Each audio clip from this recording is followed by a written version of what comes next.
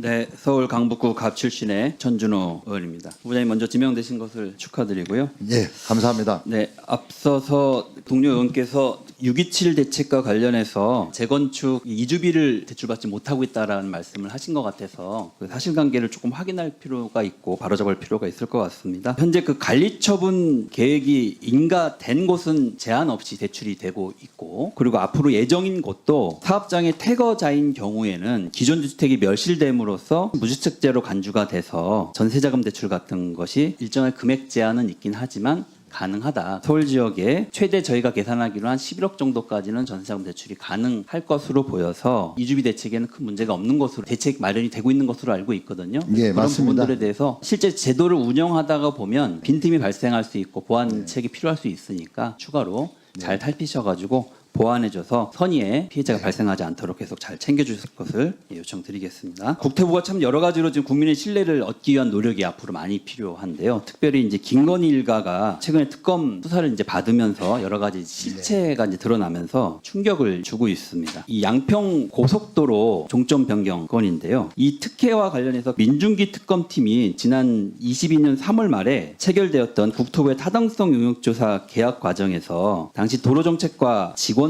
이 수사 상황을 공유하면서 말을 맞춘 정황이 있다라고 하는 것을 경고한 바가 있습니다.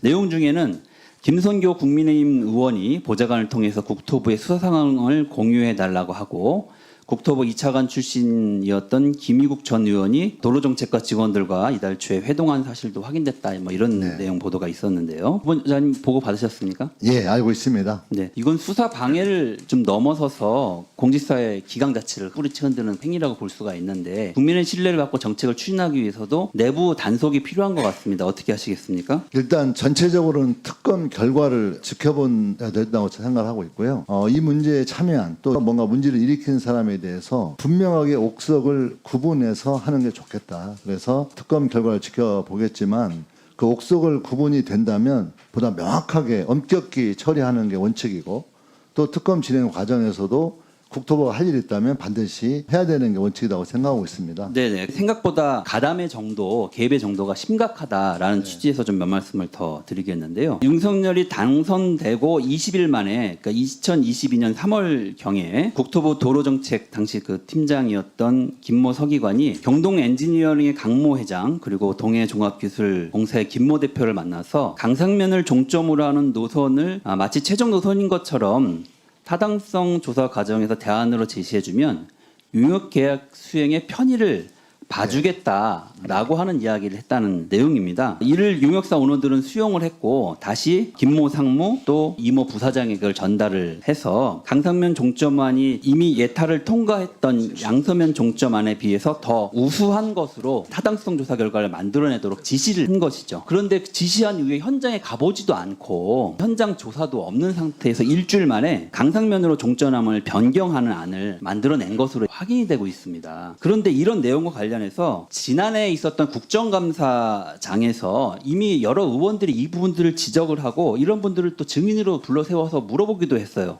근데 그때 답변 내용이 외압은 결코 없었고 기술자적 양심을 갖고 한 일이다, 이렇게 답변을 했고요. 그리고 당시에 원희룡, 박상호 장관 이런 분들도, 그 당시 차관 이런 분들도, 심지어는 이 자리에 계신 국민의힘 의원님들조차도 민주당의 주장은 가짜뉴스다, 괴담이다, 날파리 선동이다, 조작이다, 왜곡이다, 이렇게 이야기하셨거든요. 저는 그 책임으로부터 모두가 자유롭지 않다, 이렇게 생각을 합니다. 결국 무리하게 개인의 사익을 지키기 위해서 국가 공권력을 동원해서 이런 엄청난 일을 벌여냈고, 이것이 국정감사라든지 계속해서 의혹이 커지고 실체가 밝혀지다 보니까 결국 그것을 막기 위해서 12.3 개함과 같은 무리한 조치를 윤석열 대통령이 한 게 아닌가, 이렇게 생각이 듭니다. 그래서 저는 그 과정에 이것을 옹호했던 분들의 책임이 함께 있다라고 생각을 하고, 그분에 대한 명확한 반성도 필요하다. 그 과정에 국토교통부 안에 관계된 분들도 계시기 때문에 저는 모든 직원들에게 그 책임을 똑같이 물을 수는 없다고 보지만, 핵심적으로 관계되신 분들에 대해서는 엄히 책임을 물어서 도려내야 한다는 말씀을 좀 드리고 싶습니다.